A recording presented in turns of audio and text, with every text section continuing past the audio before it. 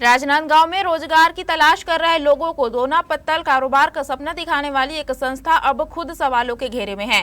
दावा था कि मशीन लीजिए, उत्पादन कीजिए और नियमित आमदनी कमाइए, लेकिन मशीन मिलने के बाद जब कमाई की बारी आई तो कथित तौर पर उत्पादन ही उम्मीद के मुताबिक नहीं हुआ।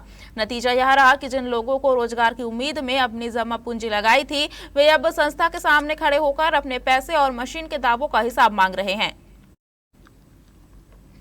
तस्वीरें राजनांदगांव की है, जहां एक संस्था के सामने बड़ी संख्या में लोग जुटे और दोना पत्तल निर्माण के लिए दी गई मशीनों को लेकर विरोध दर्ज कराया। लोगों का आरोप है कि संस्था की ओर से मशीन की क्षमता, उत्पादन और उससे होने वाले आमदनी को लेकर बड़े बड़े दावे किए गए थे।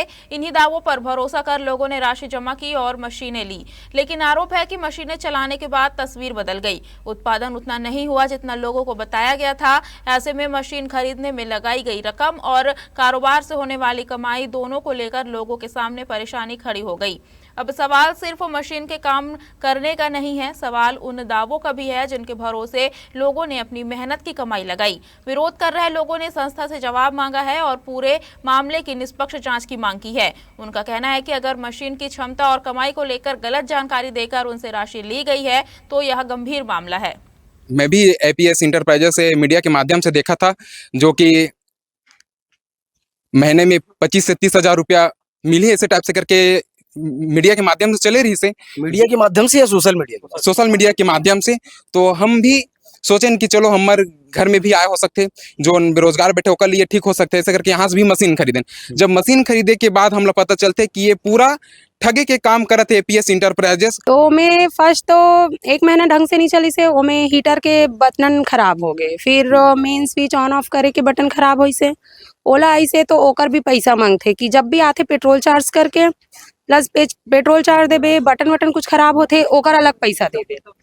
फिर अगर नॉर्मली बटन कहीं से आप पता करूँ तो 60 रुपये 70 रुपये आ जाए, ओ मतलब बोलबे तो 150। फिर अगर पूछबे इतना महंगा कैसे, तो बोलते रायपुर से हम बटन ला रहे हैं तो उसका चार्ज तो लगेगा ही। जीएसटी पे नहीं करते हैं। जब इतना बड़ा बिजनेस है इन लोग का, तो इन लोग को जीएसटी पे करना चाहिए। तो इन लोग बिना जीएसटी के बिल दिए हम लोग को। अगर आप मतलब जीएसटी लगेगा तो आपको मतलब मशीन महंगा पड़ेगा। अच्छा टाइप का मेरे जवाब दिए। मैं क्या लोन निकालने वाला था, तो मैं बोला कि मेरे मतलब कुल मिला के सरकार के साथ में भी धोखाधड़ी है। हाँ, जीएसटी सब पे नहीं हो रहा है। भैया मेरा तो 1,70,000 का मशीन था। मैंने जब पहली बार माल बनाया, बेचने आया, तो बोले माल अच्छे से बना नहीं है, ऐसे करके मेरे को वापस भेज दिए। उसके बाद मैंने रॉ मटेरियल भी खुद ही देते हैं। रॉ मटेरियल भी खुद देते हैं, पर बनने के बाद लिए नहीं इन्होंने सामान। बोले ये हुआ, मैं बोला चलो ठीक है। मैंने जब बाहर उस सामान को बेचा तो मैं पूरा लॉस में गया।